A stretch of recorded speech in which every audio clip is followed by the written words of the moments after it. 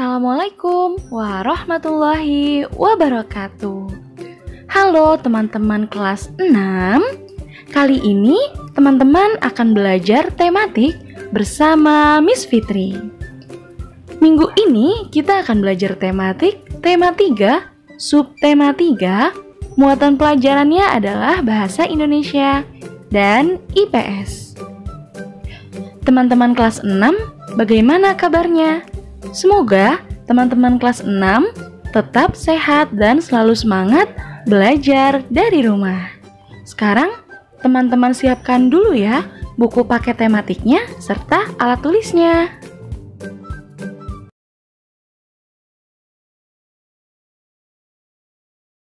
Mari kita awali pembelajaran hari ini dengan mengucapkan basmalah. Bismillahirrahmanirrahim. Semoga pembelajaran kita hari ini berjalan lancar ya teman-teman. Subtema 3, ayo menjadi penemu. Kita sudah mempelajari tokoh-tokoh dunia dengan penemuannya. Lalu sikap-sikap seperti apakah yang harus dimiliki untuk menjadi seorang penemu? Ayo kita belajar dari Pak Habibie. Kita masuk di pelajaran Bahasa Indonesia. Sekarang teman-teman buka ya buku paketnya halaman 113. Sudah dibuka belum teman-teman? Sekarang kita akan membacanya bersama-sama ya. Disiplin dan kerja keras awal dari sebuah inovasi yang cemerlang. Profesor Dr. Ing Baharudin Yusuf Habibie adalah Presiden ketiga Republik Indonesia yang menjadi kebanggaan bangsa Indonesia. Beliau dilahirkan di Parepare, Sulawesi Selatan, tanggal 25 Juni 1936. Masa kecil Habibie dilalui di Parepare. Sikap hidup disiplin dan kerja keras telah ditunjukkan Habibie sejak kanak-kanak. Ia memiliki semangat tinggi pada ilmu pengetahuan dan teknologi. Ia melanjutkan SMA di Bandung dan prestasinya selalu menonjol, terutama pada pelajaran IPA dan matematika. Perjuangan keras di perantauan. Didukung oleh kemauan keras untuk belajar, selepas SMA, beliau masuk di ITB, Institut Teknologi Bandung. Kemudian mendapatkan beasiswa untuk melanjutkan kuliah di Jerman, jurusan konstruksi pesawat terbang. Ia bertekad bulat untuk bekerja keras dan harus sukses. Habibie selalu menggunakan musim liburannya dengan bekerja mencari uang untuk membeli buku sebagai pendukung sekolahnya. Tahun 1960, Habibie mendapat gelar Diploma Ing di Jerman dengan nilai sempurna. Ia bekerja di industri kereta api Jerman dan berhasil menemukan cara untuk membuat 1000 wagon kereta api berkekuatan tinggi. Di pagi buta, Habibie harus berjalan kaki cepat ke tempat kerja yang jauh untuk menghemat kebutuhan hidup. Kemudian pulang pada malam hari dan belajar untuk kuliahnya. Tahun 1965, Habibie mendapat gelar Doktor Engineer dengan nilai yang sangat sempurna. Buah dari kerja keras. Habibie kemudian bekerja di industri pesawat terbang Jerman. Karena sikap disiplin dan kerja keras, karirnya terus naik hingga dipercaya menjadi Vice President sekaligus Direktur dan Penasihat Senior Bidang Teknologi. Ia menjadi satu-satunya orang Asia yang berhasil menduduki jabatan bergengsi di perusahaan pesawat terbang Jerman. Kecintaan pada tanah air.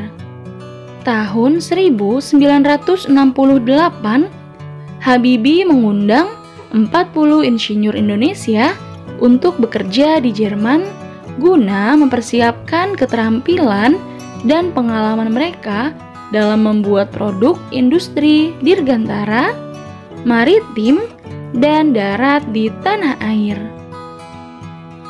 Tahun 1974, Habibie diminta pulang ke tanah air dan menjadi penasehat pemerintah di bidang teknologi pesawat terbang. Ia menjadi Menteri Negara Riset dan Teknologi hingga menjadi Wakil Presiden dan Presiden Republik Indonesia ketiga. Prestasi cemerlang buah dari disiplin dan kerja keras. Habibie menyumbang berbagai penemuan dan sejumlah teori di bidang konstruksi pesawat terbang, seperti Habibie Factor, Habibie Theorem, dan Habibie Method, yang dipakai oleh universitas di seluruh Indonesia. Ia dijuluki sebagai Mr. Crack karena menemukan rumus untuk menghitung cacat badan pesawat terbang. Ia juga menerima banyak penghargaan dan prestasinya diakui berbagai lembaga internasional seperti di Jerman, Inggris, Swedia, Prancis, dan Amerika Serikat, serta menerima penghargaan yang hampir setara dengan hadiah Nobel. Habibie, Bapak Teknologi Indonesia. Tahun 1976, Habibie mendirikan industri pesawat terbang pertama di kawasan Asia Tenggara, yaitu PT Nurtonio dan industri strategis lainnya.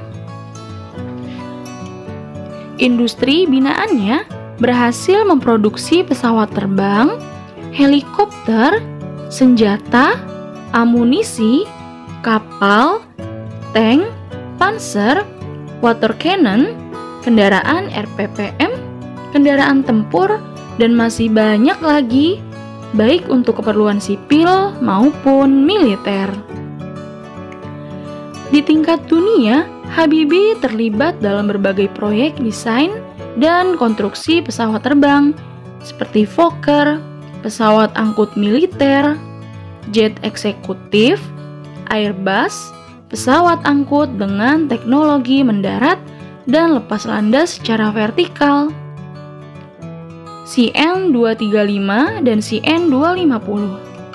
Selain itu, Habibie secara tidak langsung ikut terlibat dalam proyek perhitungan dan desain helikopter, pesawat tempur multifungsi, beberapa peluru kendali, dan satelit di tingkat dunia.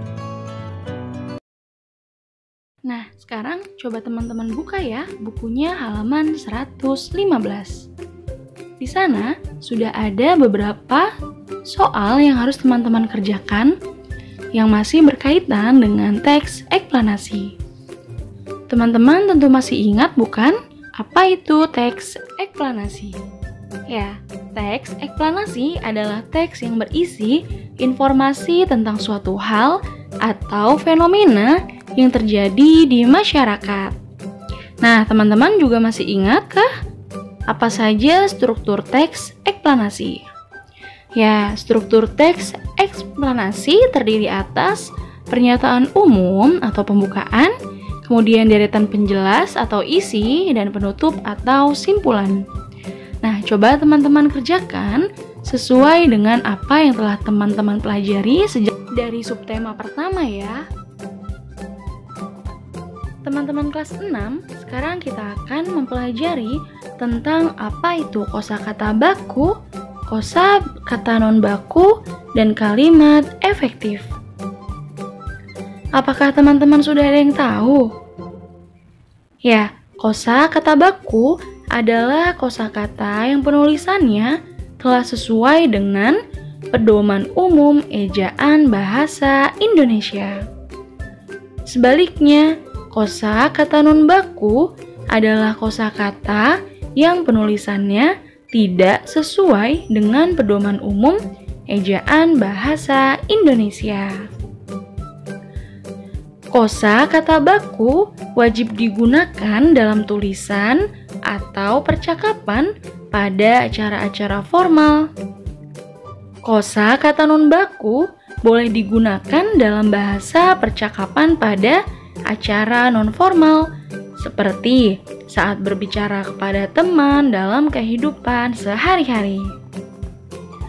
Nah, di sini sudah ada tabel yang berisikan contoh kata baku dan kata tidak baku. Nah, di sini yang pertama, kosakata tidak bakunya adalah zaman. Nah, sedangkan kosakata bakunya adalah zaman. Menggunakan huruf Z ya teman-teman, bukan huruf J. Ya, yang arti dari kosakatanya adalah jangka waktu panjang atau pendek yang menandai sesuatu masa. Kemudian yang kedua ada lobang. Nah, itu tidak baku teman-teman. Jadi, kosakata bakunya adalah lubang. Ya, yang artinya adalah liang. Kemudian yang ketiga ada tahun. Nah, tahun itu juga tidak baku teman-teman. Yang bakunya adalah tahun, yang artinya masa yang lamanya 12 bulan. Kemudian yang keempat ada kalau. Nah, ini biasanya teman-teman bicaranya sama teman sendiri ya, bukan untuk acara formal. Nah, kosakata bakunya di sini adalah kalau, bukan kalau ya teman-teman, yang artinya adalah seandainya. Dan yang terakhir, contohnya adalah gak. Ya, itu tidak baku. Yang baku adalah tidak, yang artinya adalah menyatakan penolakan. Nah, teman-teman juga boleh membiasakan diri untuk belajar atau untuk berbicara dengan kosakata yang baku ya teman-teman, karena tidak ada ruginya. Jadi kita selalu terbiasa untuk berbahasa yang baik dan benar. Selanjutnya ada kalimat efektif. Apa itu teman-teman kalimat efektif? Ya, kalimat efektif adalah kalimat yang tersusun sesuai dengan kaidah penulisan yang berlaku dan memperhatikan penempatan tanda baca serta pemilihan kata yang tidak memiliki maksud yang rancu atau berbelit-belit. Nah, di sini juga sudah ada ciri-ciri dari kalimat efektif. Yang pertama yaitu menggunakan ejaan yang berlaku. Kemudian menggunakan struktur bahasa yang tepat dan memiliki unsur pokok, minimal subjek dan predikat. Kemudian menggunakan pilihan kata yang tepat sesuai kebutuhan, logis dan mudah dipahami. Dan tidak menggunakan dua kata atau lebih yang bermakna sama dalam satu kalimat. Oke, di sini juga sudah ada tabel contoh dari kalimat efektif. Teman-teman perhatikan, yang pertama di sana sudah ada kalimat tidak efektif, yaitu kita dapat mengatur lampu yang perlu dihidupkan saat membutuhkannya. Nah, kenapa tidak efektif? Ya, alasannya karena menggunakan kosakata tidak baku dalam kalimat. Nah, sekarang perbaikannya menjadi kalimat efektif, yaitu kita dapat mengatur lampu yang perlu dihidupkan saat membutuhkannya. Nah, awalnya tadi adalah dihidupkan, teman-teman. Yang benar adalah dihidupkan. Oke, kemudian contoh kalimat efektif yang kedua yaitu pada rangkaian paralel kita tidak perlu menyalakan semua lampu-lampu. Nah, kenapa tidak efektif ya? Apa alasannya? Ya, alasannya karena menggunakan kata-kata yang bermakna sama dalam satu kalimat. Nah, kira-kira kata-kata yang mana nih ya? Yang sama? Ya, perbaikannya yaitu pada rangkaian paralel kita tidak perlu menyalakan semua lampu. Nah, jadi tidak perlu semua lampu-lampu. Karena itu juga pemborosan kata namanya teman-teman. Jadi yang benar adalah semua lampu. Begitu teman-teman? Sudah paham?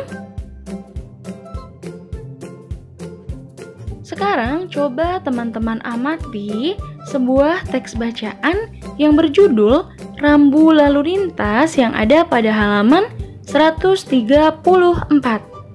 Ya, sudah dibuka teman-teman? Nah, setelah teman-teman membaca dan mengamati teks bacaan yang berjudul Rambu Lalu Lintas, sekarang teman-teman ditugaskan untuk berlatih di halaman 135. Nah, di sana teman-teman ditugaskan untuk mencari kosakata non baku, kosakata baku, kemudian kalimat tidak efektif, dan perbaikan kalimat efektif. Nah, coba teman-teman kerjakan ya, halaman 135 sampai 136-nya. Bagian ayo berlatih. Sekarang kita masuk di pembelajaran IPS ya teman-teman. Bapak Habibie dengan penemuannya telah memberikan manfaat yang cukup besar terhadap dunia transportasi, khususnya pada transportasi udara. Bagaimana pengaruh alat transportasi terhadap kehidupan ekonomi masyarakat Indonesia? Peran teknologi dalam perubahan masyarakat di bidang ekonomi. Teman-teman tahu tidak? Teknologi mempunyai peran penting dalam perubahan masyarakat. Kemajuan teknologi membawa perubahan pada berbagai bidang kehidupan, seperti perubahan masyarakat dalam bidang ekonomi.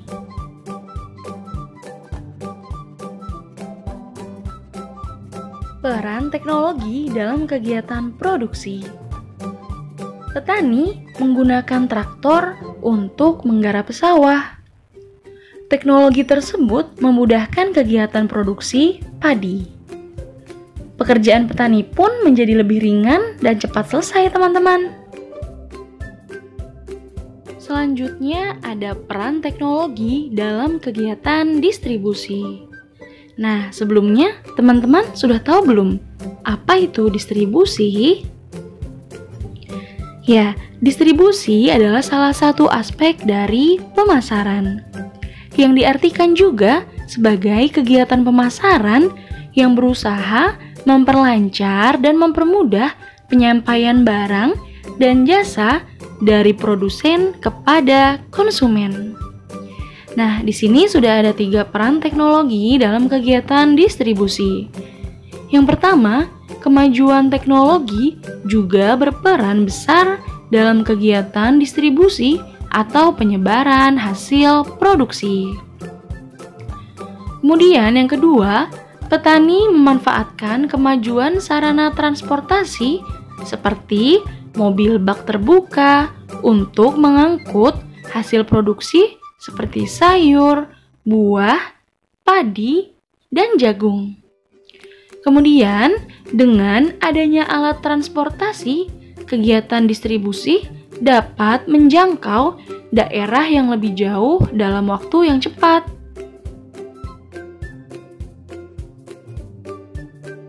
Nah, teman-teman, di sini sudah ada contoh dari alat transportasi dulu dan sekarang. Nah, teman-teman bisa perhatikan ya perbedaannya antara alat transportasi dulu dan sekarang.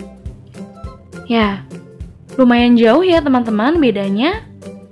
Apalagi sekarang sudah ada transportasi online, yang dengan mudahnya kita bisa memesan melalui aplikasi yang ada pada handphone kita. Tapi tentunya perubahan teknologi pada alat transportasi kita juga sangat membawa pengaruh baik terhadap perubahan ekonomi pada masyarakat di negara kita Indonesia. Ya, contohnya pengiriman barang, ekspor maupun impor dari luar Indonesia ataupun dalam Indonesia sekarang sudah dengan mudah bisa melalui transportasi darat, transportasi laut, ataupun transportasi udara.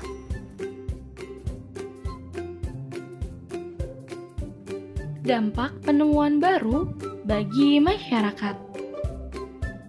Penemuan baru atau teknologi baru seringkali membawa dampak yang besar bagi masyarakat.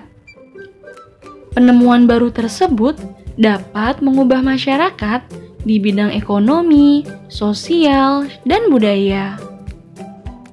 Dampak yang diakibatkan penemuan baru tersebut dapat berupa dampak positif atau negatif. Nah, teman-teman, di sini sudah ada tabel yang berisi dampak penemuan dalam bidang ekonomi. Yang pertama, penemuannya yaitu handphone Android. Nah, untuk dampak positifnya, yang pertama, mempermudah penyampaian iklan atau informasi. Kemudian, mempermudah kegiatan jual beli tanpa perlu bertatap muka. Ya, atau sekarang zamannya belanja online ya teman-teman. Tapi, handphone Android juga memiliki dampak negatif. Yang pertama, memboroskan uang untuk berbelanja online jika tidak digunakan dengan bijak. Dan munculnya tindak penipuan dengan telepon genggam. Kemudian penemuan yang kedua yaitu laptop atau komputer. Dampak positif dari laptop atau komputer yang pertama, menciptakan lapangan kerja di bidang komputer dan mempermudah perusahaan dalam pengolahan data. Tapi juga ada dampak negatifnya, yaitu adanya transaksi yang dilarang. Kemudian yang kedua, mengurangi lapangan pekerjaan di luar bidang komputer. Kemudian penemuan yang ketiga yaitu angkutan umum.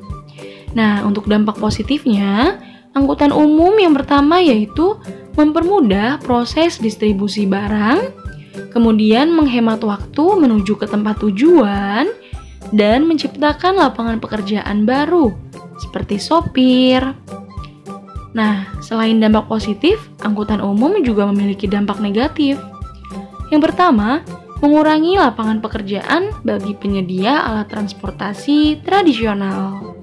Nah, teman-teman bisa lihat sekarang ya, alat transportasi tradisional masih sering kita jumpai, tapi tidak banyak dari kita yang menggunakan kembali transportasi tradisional itu. Sekarang kita lebih suka atau lebih senang menggunakan alat transportasi modern. Kemudian, selanjutnya memboroskan bahan bakar jika tidak digunakan dengan bijak. Nah, itu dia teman-teman, dampak penemuan dalam bidang ekonomi. Jadi, tugas hari ini untuk teman-teman grade 6, yang pertama untuk pelajaran bahasa Indonesia, yaitu mengerjakan halaman 115, kemudian 135 sampai 136 bagian Ayo Berlatih. Dan untuk pelajaran IPS-nya, teman-teman mengerjakan halaman 118, kemudian halaman 143 sampai 145 bagian Ayo Berlatih. Semangat ya teman-teman kelas 6 mengerjakan tugasnya. Alhamdulillahirabbil alamin. Pembelajaran kita pada hari ini telah selesai teman-teman. Nah, jika ada yang ingin ditanyakan nih dari teman-teman kelas 6, atau jika teman-teman sudah menyelesaikan tugasnya dan ingin report, bisa langsung menghubungi melalui WA Miss Fitri ya teman-teman kelas 6. Terima kasih ya teman-teman kelas 6 telah menyimak video pembelajaran dari Miss Fitri pada hari ini. Semoga mudah dipahami ya teman-teman. Miss akhiri ya. Terima kasih. Wassalamualaikum warahmatullahi wabarakatuh.